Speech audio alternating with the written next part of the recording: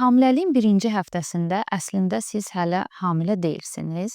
Amma mamalıqda bu qeydiyyatlar və hesablamalar hamısı adətin ilk günündən sayılır. Ona görə birinci həftə də sizin adətinizin ilk günündən sayılır.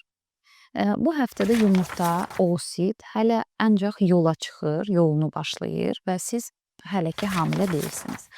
Amma hamiləliyə hazırlıq kimi bu müddəti qəbul etsək, zərərli vərdişlərdən uzaq durmaq, siqaret, alkoqol, yüngül sportla məşğul olmaq, fol turşusuna hələ başlamamısınızsa başlamaq məsləhətdir.